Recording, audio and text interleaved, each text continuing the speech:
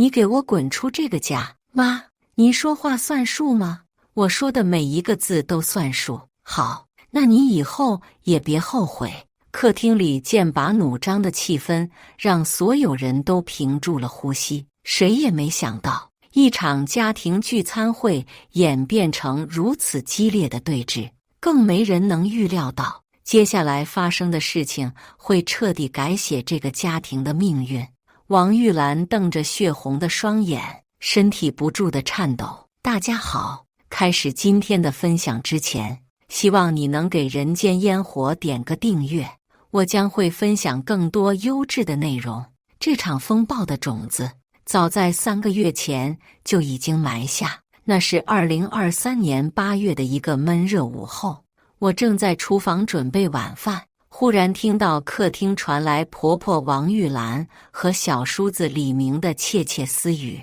妈，我和小文的婚期定在年底，彩礼和婚房还差200万。李明的声音带着一丝讨好。你哥那里有钱，我去跟他说。王玉兰毫不犹豫地回答。可是嫂子那边，李明欲言又止。他算什么东西？这个家还轮不到他做主。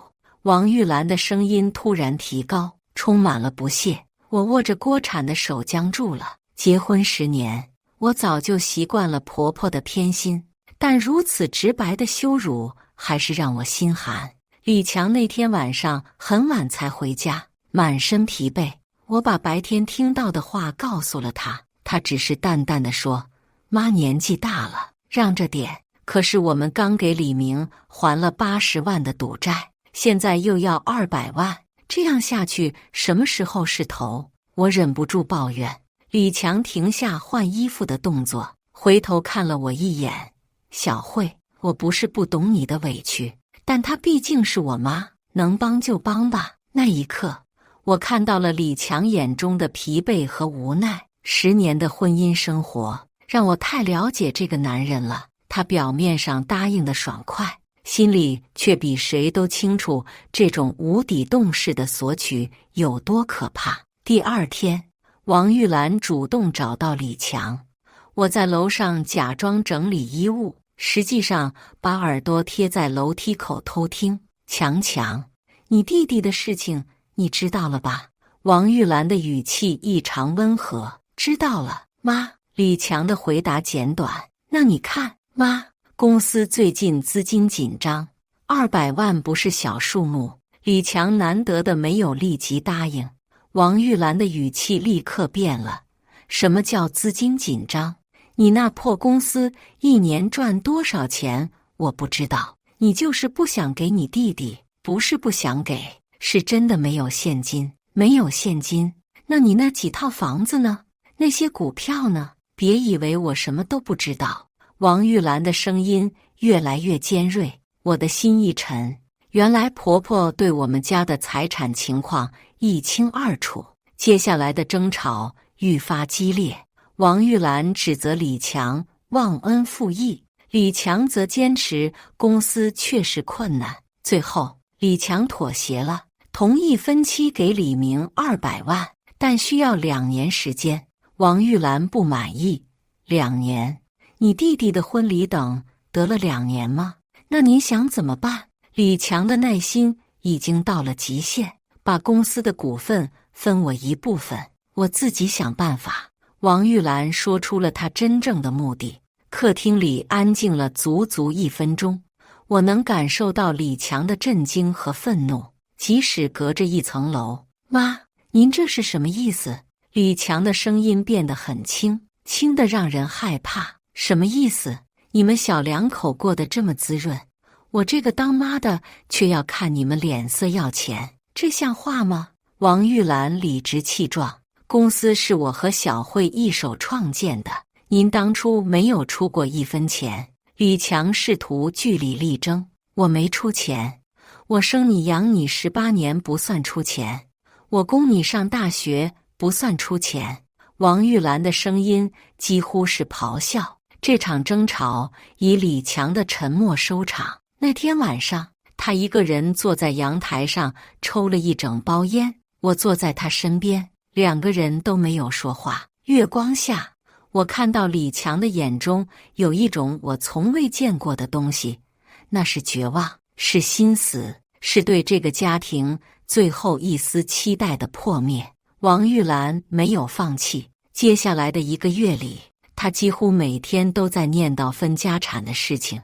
她找来了族里的长辈，请来了街坊邻居，甚至威胁要到李强的公司里闹。李强啊，你妈说的也有道理。族里最有威望的三叔这样劝说，儿女的财产本来就有父母的一份，你主动分给老人家一些，也算是孝顺。面对这样的舆论压力，李强开始变得沉默寡言。他每天工作到很晚才回家，周末也找各种借口不在家。我知道他在逃避，但我也理解他的痛苦。最让我寒心的是，李明不仅没有劝阻母亲，反而在一旁煽风点火。那天我去超市购物，正好碰到李明和他的女朋友小文。小文看到我，主动打招呼：“嫂子，最近好吗？”“还行。”我礼貌地回应。“听说公司最近很忙。”小文继续聊天。李明在一旁冷笑：“忙什么忙？不就是不想给钱吗？哥哥嫂嫂住别墅开豪车，让我们住破出租房，这就是手足之情。”小文被他的话说得有些尴尬，我也不想和他争辩，准备离开。李明却不依不饶：“嫂子，我妈说的话你们考虑的怎么样了？总不能让老人家天天操心吧？这种事情应该你哥哥决定。”我冷冷地回答：“我哥早就被你洗脑了。”李明的语气充满了恶意：“别以为我不知道，你们把钱都藏起来了，就是不想给我们花。”我再也忍不住了：“李明，你觉得欠你的是什么？这10年来，你的房租、生活费、还债，哪一样不是你哥给的？你25岁了，除了伸手要钱，还会什么？”李明的脸涨得通红：“那些钱算什么？我是他亲弟弟，他帮我不是应该的吗？”这句话让我彻底看清了李明的本性，他把哥哥的帮助当成理所当然，丝毫没有感恩之心。当天晚上，我把这件事告诉了李强，他听完后长长的叹了一口气：“小慧，你说我这些年到底做错了什么？”“你没有做错什么，错的是他们的贪婪。”我握住他的手：“如果真的要分家产，那就分吧，大不了我们重新开始。”李强看着我，眼中闪过一丝复杂的情绪：“你真的这样想？我只要你，其他的都不重要。”我的话是真心的。李强紧紧抱住了我，那一刻，我感受到了他身体的颤抖，那是压抑了太久的委屈和愤怒。转眼到了11月，王玉兰的65岁生日。按照传统，我们在家里设宴庆祝，请来了所有的亲戚朋友。生日宴进行得很顺利，大家推杯换盏，气氛热烈。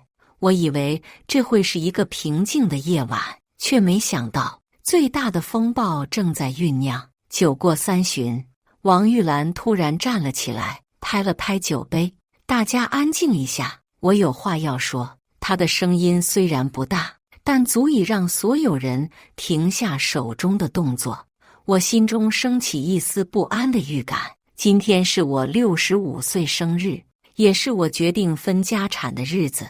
王玉兰的第一句话就让全场陷入了死寂。李强的筷子掉在了地上，发出清脆的响声。“妈，您这是？”三叔试图缓解气氛。我意已决。王玉兰打断了他：“我生了2个儿子，大儿子有出息，小儿子也需要帮助，我不能偏心，所以决定把家产一分为2。”李明在一旁偷偷地笑，显然这是他们母子商量好的。我看向李强，他的脸色苍白如纸，双手紧握成拳。李强的公司股份我要1半，别墅我要1套，那辆宝马也归我，银行里的存款我也要知道确切数字。王玉兰说得条条清楚，显然是早有准备。妈，公司是我和小慧的心血。李强的声音很轻。心血？那我生你养你的心血呢？王玉兰立刻反驳：别以为我不知道你们有多少钱，这些年你们过得风光，我这个当妈的却要伸手向你们要生活费，这像话吗？客人们面面相觑，不知道该如何反应。这种家庭内部的财产纠纷让大家都感到尴尬。三叔试图劝和：玉兰啊，这种事情私下商量就行了，何必在这种场合私下商量？我私下说了多少次了，他们根本不理我。王玉兰的情绪越来越激动，今天当着大家的面说清楚，免得以后说我这个当妈的贪心。李强缓缓站了起来，他的动作很慢，像是在压抑着什么。妈，您确定要这样做？他的声音平静得可怕。我确定。王玉兰毫不退让。那你有没有想过，分了家产之后，我们还是一家人吗？李强的问题让王玉兰愣了一下。什么意思？分家产就不是一家人了？他有些心虚地反问。李强没有回答，而是转身走向书房。几分钟后，他拿着一个文件夹回来了。既然妈您要分家产，那我们就按法律程序来。李强把文件夹放在桌上，这里是公司的所有资产评估报告、房产证明、银行流水，还有我和小慧这10年来给家里的所有转账记录。王玉兰眼中闪过一丝慌乱，她显然没想到李强会如此配合。妈，您知道这10年来我们给家里多少钱吗？李强打开文件夹，拿出一张清单。李明的房租每个月8000，10年是96万；他的生活费每个月3000，10年是36万；他的赌债前前后后一共280万；您的生活费每个月1万，10年是120万；家里的装修、家具、电器，还有您的医疗费用，总共45万。李强的声音很平静，但每说一个数字，客厅里的气氛就凝重1分。总计577万。李强放下清单，看着王玉兰：妈，这还不算我们逢年过节给您的红包，给李明买车的30万，还有无数次的应急借款。王玉兰的脸色变得很难看。那又怎么样？你是我儿子，给家里钱不是应该的吗？是应该的。李强点头。但是妈，您觉得这577万算不算我对这个家的贡献？客人们都被这个数字震惊了。577万，这是一个普通家庭几十年都未必能攒到的钱。李明坐不住了：哥，你这是什么意思？故意拿这些账出来压妈吗？李强转头看向李明：我没有压迫任何人，我只是想让大家知道事实。事实就是，你们有钱就应该帮助家里。李明理直气壮：帮助？李强的眼中闪过一丝冷意。李明，你今年25岁，除了花钱，你为这个家做过什么？李明被问得哑口无言。你没有工作，没有收入，甚至连基本的生活自理能力都没有。这25年来，你就像个寄生虫一样活着。李强的话毫不留情。李强，你怎么能这样说你弟弟？王玉兰愤怒地站了起来。我说错了吗？李强直视着母亲的眼睛。妈，您口口声声说我偏心，说我不照顾家里。那我问您，这些年李明给过您1分钱吗？给过这个家1分钱吗？王玉兰被问得说不出话来。他没有，1分钱都没有。李强继续说道，不仅没有给，还在不断地要房租，要生活费，要买车钱，要结婚钱。您知道他为了赌博欠了多少债吗？您知道我为了给他还债，连公司的流动资金都动用了吗？客厅里鸦雀无声，所有人都被李强的话震惊了。可是可是他是你弟弟啊！王玉兰的声音带着哭腔。是，他是我弟弟。李强的声音突然变得很轻很轻。所以这10年来，不管他做什么，我都在为他收拾烂摊子。不管您提什么要求，我都在努力满足。我以为血浓于水，我以为时间久了，你们会理解我的难处，会珍惜我的付出。李强顿了顿，继续说道：但是我错了，我的付出在你们眼里不是恩情，而是理所当然。我的拒绝在你们眼里不是困难，而是自私。我的忍让在你们眼里不是包容，而是软弱。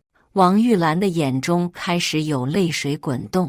强强，妈不是那个意思，妈，您就是那个意思。李强打断了他，否则您不会在我最困难的时候要求分割我的公司股份，您不会在我已经给了家里577万的情况下，还觉得我亏欠了你们。这时，李明突然站了起来：够了，哥，你别在这里装好人了，你有钱不帮弟弟，还有理了。李强看着李明，眼中的失望清晰可见。李明，你知道公司最近为什么资金紧张吗？我不管你什么原因，李明大声说道，因为我把公司的流动资金都用来给你还赌债了。为了不让公司倒闭，我把自己的房子抵押给银行贷款。李强的话让所有人都倒吸一口凉气。你们以为我不愿意给钱，实际上我已经把能给的都给了。我以为你们会理解，会感恩，会珍惜，但是你们不仅不感恩，还要求更多。李强转身面对所有的客人：各位叔叔阿姨，今天让大家看笑话了。既然妈要分家产，那我们就分。他重新坐下，拿起笔，在一张纸上写着什么。妈，您要公司股份是吧？好，我给您。您要房子是吧？好，我给您。您要车子是吧？好，我给您。您要知道银行存款是吧？好，我告诉您。李强每说一句话，就在纸上写一行字。王玉兰的脸色越来越苍白。但是妈，我有一个条件。李强停下笔，抬头看着王玉兰。什么条件？王玉兰的声音有些颤抖。分家产可以，但是从今以后，我们就真的分家了。您不再是我妈，我不再是您儿子，李明不再是我弟弟，我不再是他哥哥。我们从此互不相欠，老死不相往来。李强的话像一道惊雷，让所有人都愣住了。客厅里的空气仿佛凝固了。没有人想到，一场分家产的争吵会发展到如此地步。王玉兰的脸色刷得变白了，她张了张嘴，却发不出声音。显然，她从没想过儿子会说出这样绝情的话。强强，你怎么能这样说话？她的声音带着颤抖。妈，这是您逼我的。李强的语气很平静，但眼中的寒意让人不寒而栗。您不是要分家产吗？我同意，但是既然要分，就分得彻底一点。三叔试图打圆场。强强，你这话说得太重了。血浓于水，哪有真正断绝关系的？三叔，您不用劝了。李强打断了他。我想了很久，也想明白了。与其这样没完没了的争吵，不如一次性解决。李明这时候慌了：哥，你疯了吗？为了点钱就要断绝亲情？李强冷笑：为了点钱，李明，你还有脸说这句话？这10年来，是谁为了钱不断地找我？是谁为了钱威胁要自杀？是谁为了钱让妈妈来闹？李明被说得哑口无言。妈，您不是说我自私吗？那我今天就彻底自私一回。李强站起身，走到客厅中央。我宣布，从今天开始，李强与这个家庭正式断绝关系。不行，我不同意。王玉兰突然站了起来。强强，你不能这样对妈妈。您刚才不是很强硬吗？怎么现在又舍不得了？李强的语气充满了讽刺。王玉兰的眼泪开始往下掉。强，妈错了，妈不要什么家产了，你不要说这种话好不好？晚了。李强摇摇头，妈，您不是一直觉得我亏欠了这个家吗？那今天我就还清这个债。他走到书房，拿出手机和一个银行优盾。妈，您坐下，我现在就给您转账。李强的动作很熟练，显然是早有准备。强，你要干什么？我终于忍不住开口了，给他们钱，让他们离开我们的生活。李强头也不回地回答。我的心中升起一股不安。你要给多少？李强没有回答，而是专心地操作着手机。几分钟后，他抬起头，妈，请您提供一个银行卡号。王玉兰愣愣地看着儿子，不知道该如何反应。李明在一旁催促，妈，你快给啊！王玉兰机械地报出了自己的银行卡号。李强快速地输入着什么，然后按下了确认键。妈，请您看一下手机，李强说道。王玉兰拿起手机，当她看到银行短信时，整个人都傻了，她的身体开始剧烈的颤抖，手机差点掉在地上。2000万，她的声音几乎是耳语。客厅里所有人都倒吸了一口凉气。2000万，这是一个让所有人都震惊的数字。李明抢过手机看了一眼，眼珠子都快掉出来了。哥，你疯了吗？干嘛给这么多？不多，李强平静地说道，这是我们断绝关系的代价。妈，这2000万包含了您生育我、养育我的所有成本，也包含了我这30年来作为您儿子的所有义务。从今以后，我们互不相欠。王玉兰瘫坐在椅子上，眼中的泪水如断线的珠子一般往下掉。强，妈不要钱，妈，只要你这个儿子，您已经收了钱，就没有回头路了。李强的语气依然平静。妈，这是您自己的选择。就在所有人还沉浸在2000万这个数字的震撼中时，李强做出了一个更加让人意想不到的举动。他竟然拿出了一份早已准备好的法律文件，上面写着断绝亲子关系协议书。妈，请您在这上面签字。李强把文件递给王玉兰，所有人都震惊了，谁也没想到李强会准备得如此周全，甚至连法律文件都早就拟好了。这是什么时候准备的？我忍不住问道。1个月前，李强回答得很平静。当妈第一次提出要分公司股份的时候，我就知道这一天迟早会来。王玉兰拿着文件，手抖得连字都看不清楚，但是文件上的大字她认识，断绝亲子关系。强，你真的要这样对妈妈吗？她的声音充满了绝望。李强没有回答，而是拿出了另一个让所有人都意想不到的东西。当大家看到那个东西时，整个客厅再次陷入了死寂。那是什么？为什么李强要拿出这个东西？而当王玉兰看到这个东西时，她的脸色变得比刚才还要苍白，身体开始不受控制的颤抖，嘴里不断地重复着不可能，不可能。李强拿出的是一本厚厚的账本，那是一本记录了整整10年的账本，从他结婚的那一天开始，到今天为止，每一笔给家里的钱，每一次的转账记录，都被他工工整整地记录下来。妈，您想知道我这10年给家里多少钱吗？李强翻开账本，我来给您详细算一算。王玉兰的脸色变得更加苍白，因为她突然意识到，儿子记账的目的绝不仅仅是为了今天的对峙。2014年3月15日，李明房租8000元。2014年3月20日，李明生活费3000元。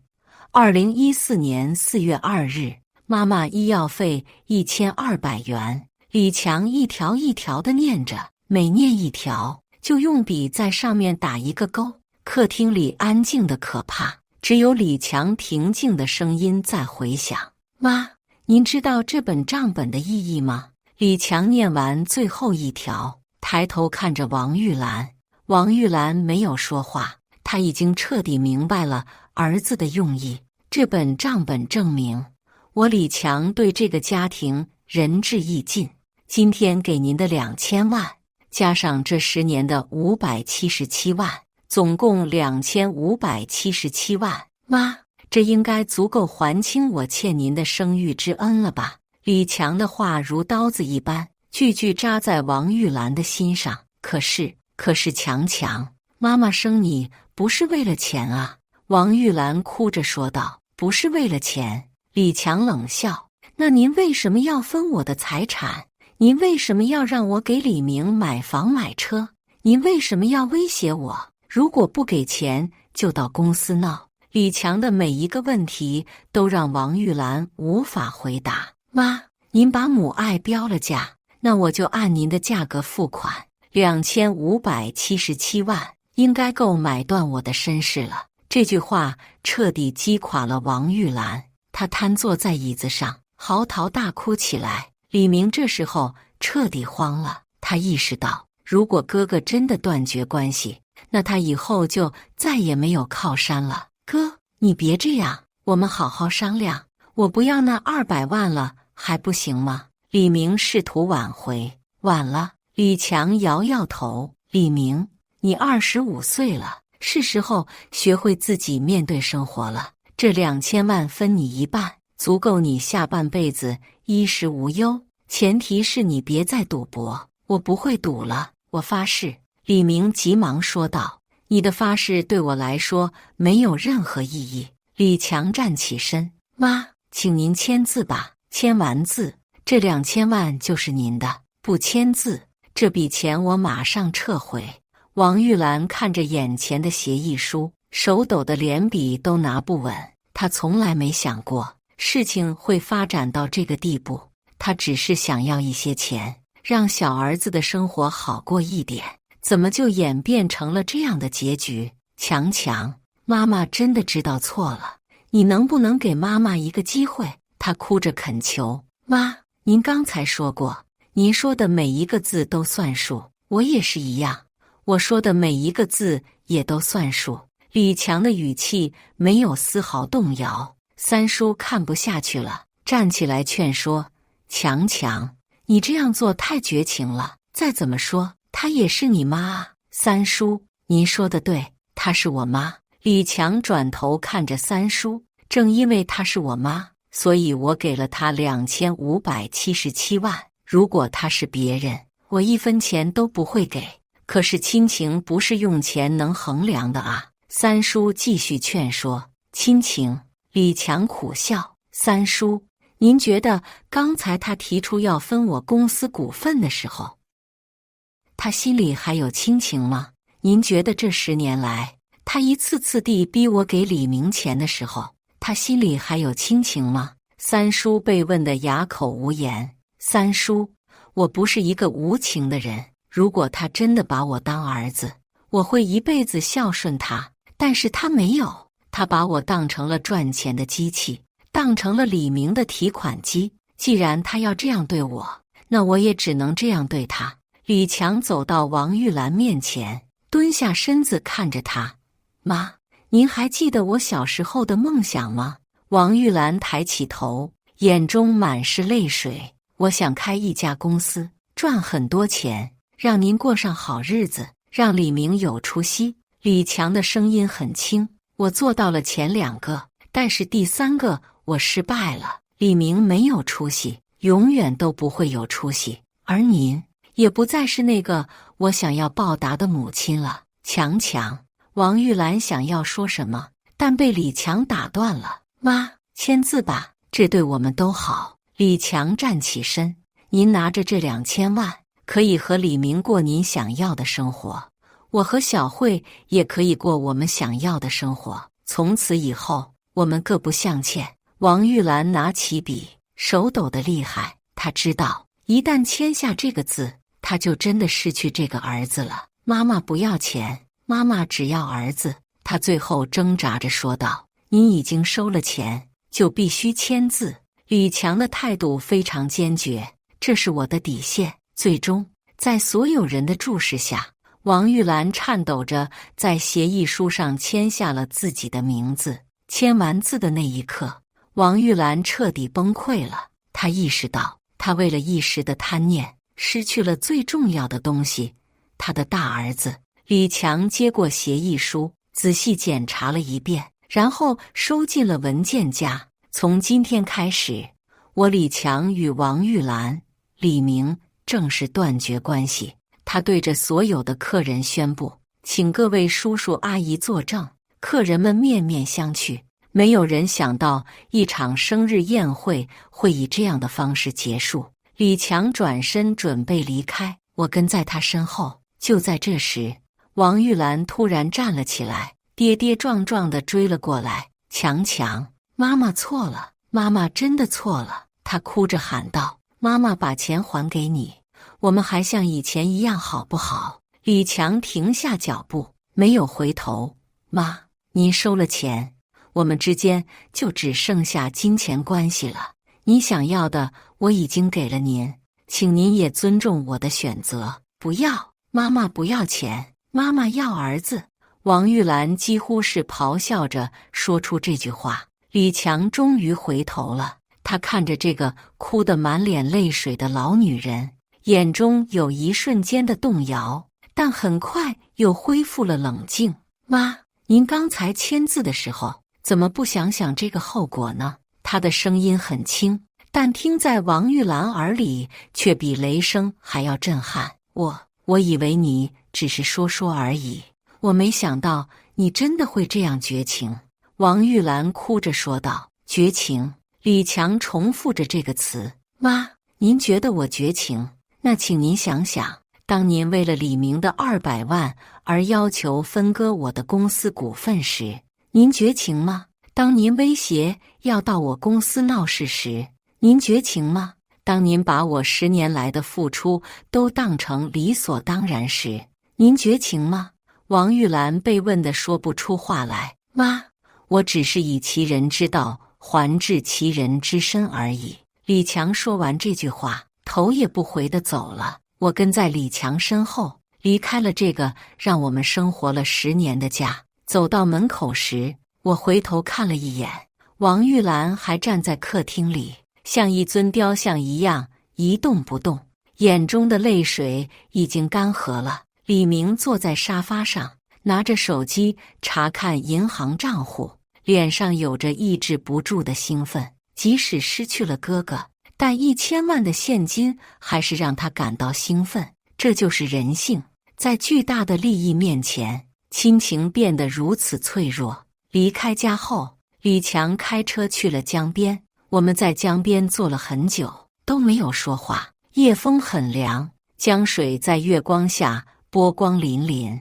我看着李强的侧脸，想要安慰他，却不知道该说什么。小慧，你觉得我做的对吗？李强突然开口问道。我不知道对不对，但我知道你很痛苦。我握住他的手，如果这样能让你解脱，那就是对的。李强苦笑。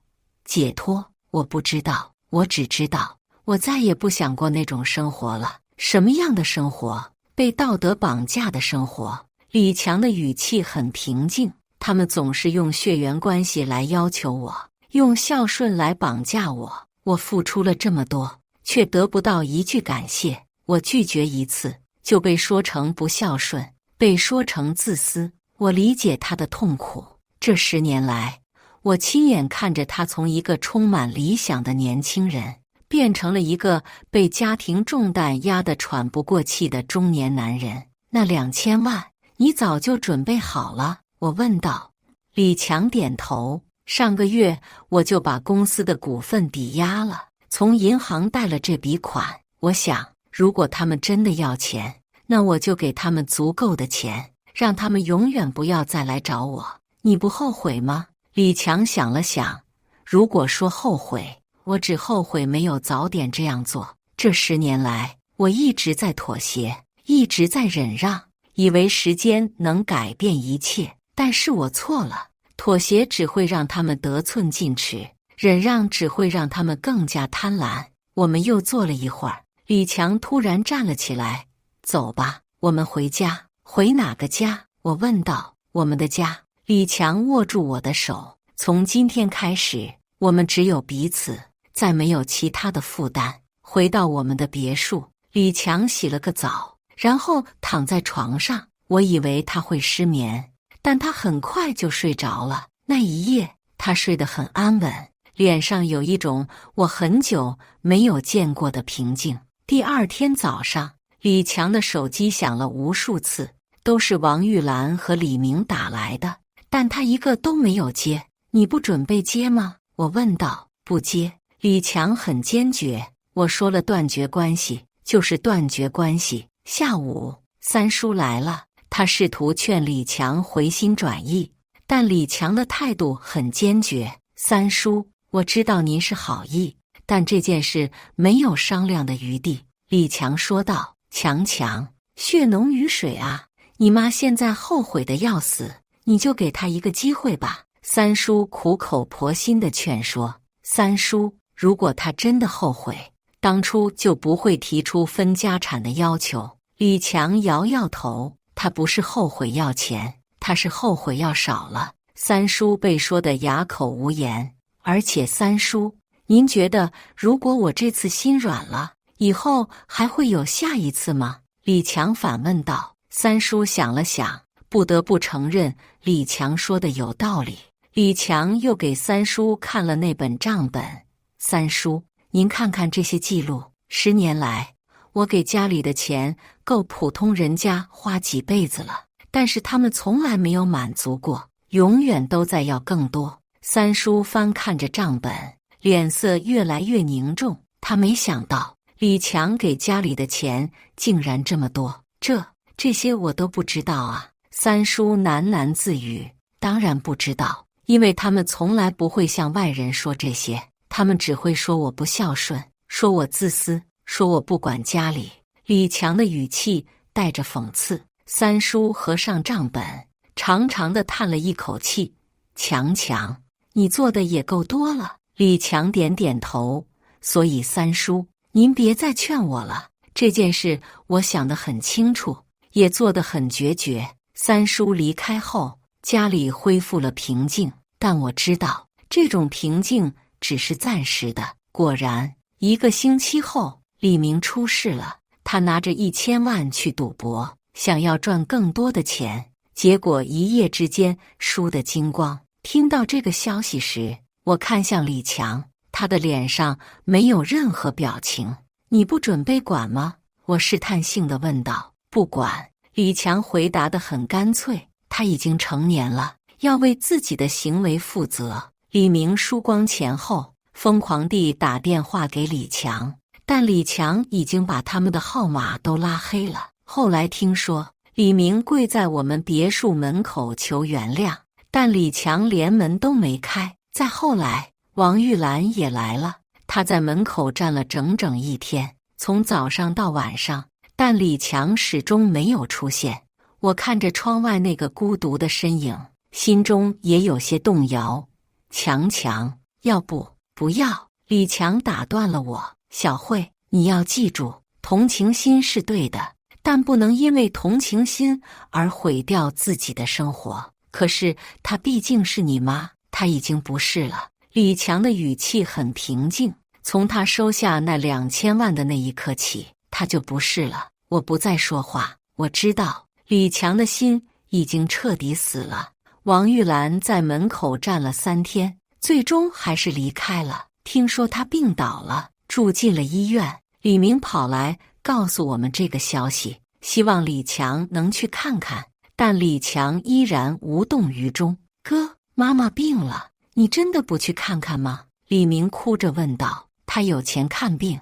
李强回答得很冷漠。哥，我知道错了，我把那1000万还给你，我们还像以前一样好不好？李明恳求道。你已经输光了，拿什么还？李强反问。李明被问得哑口无言。李明，你应该去找工作，学会养活自己。李强说道，你已经25岁了，不能再这样下去。李明离开后，我问李强，你真的一点都不心疼吗？李强沉默了很久，才说道，心疼，但我更心疼这10年来的自己。时间过得很快，转眼到了春节，这是李强断绝关系后的第1个春节。往年的这个时候，我们都会回家团圆，会给王玉兰和李明包红包，会一起吃年夜饭。但今年我们只有2个人。除夕夜，我们在家里简单的吃了个饭，然后看春晚。李强看起来很平静，但我知道他心里并不平静。你想他们吗？我问道。不想。李强回答得很快，但我听出了一丝勉强。大年初一，李强的手机响了，是一个陌生号码，但我们都知道是谁打来的。李强看了看手机，最终还是没有接。手机响了很久才停下，然后又响起来，这样反复了几次。李强终于关机了。也许他真的知道错了，我试探性地说道。也许吧。李强的回答很淡然，但这不重要了。春节过后，我们的生活逐渐恢复了正常。李强专心经营公司，我负责家庭，没有了李明的干扰，没有了王玉兰的要求，我们的生活变得简单而充实。公司的生意越来越好，我们还了银行的贷款，买了新车，去了很多地方旅游。李强脸上的笑容也越来越多，像是卸下了一个巨大的包袱。半年后，我们在一次体检中发现我怀孕了。得知这个消息时，李强高兴得像个孩子。我们要有自己的孩子了，他激动地说道。看着他脸上的喜悦，我突然想到了王玉兰。如果她知道自己要有孙子了，会不会很高兴？但我没有说出这个想法。我知道，对于李强来说，过去的就让他过去吧。他已经用2577万买断了所有的牵挂，从此以后，他只需要为我们的小家庭负责。孩子出生后，李强成了一个慈祥的父亲，他把所有的爱都给了这个小生命，仿佛要弥补自己童年缺失的父爱。有时候我会想，如果王玉兰和李明看到这个孩子，会是什么反应？但这个假设永远不会有答案了，因为李强真的做到了他说的话，老死不相往来。1年后，我们搬离了这个城市，去了另一个城市，重新开始。李强说，他不想在这里留下任何回忆。临走前，我们路过了那个熟悉的小区，我看到王玉兰坐在小区门口的台阶上，头发已经花白了很多，她看起来很孤独，很衰老。我指给李强看，但他只是淡淡的看了一眼，然后继续开车。你不想下去看看吗？我问道。不想。李强的回答依然坚决，他已经不是我的亲人了。车子驶离了小区，我通过后视镜看到王玉兰的身影越来越小，最终消失在视线中。那一刻，我知道这真的是永别了。新的城市，新的生活，新的开始。李强用2577万买来了自由，买来了解脱，也买来了一个没有负担的未来。至于值不值得，只有他自己知道。但我知道的是，从那以后，李强再也没有在深夜偷偷抹过眼泪，再也没有因为家庭的事情而失眠，再也没有因为他人的要求而委屈自己。他终于可以为自己而活了。也许这就是他想要的结果。以上就是今天分享的故事。大家有什么想说的、想吐槽的，欢迎在下方评论交流。也更希望能给人间烟火点个订阅，我将会分享更多优质的故事内容。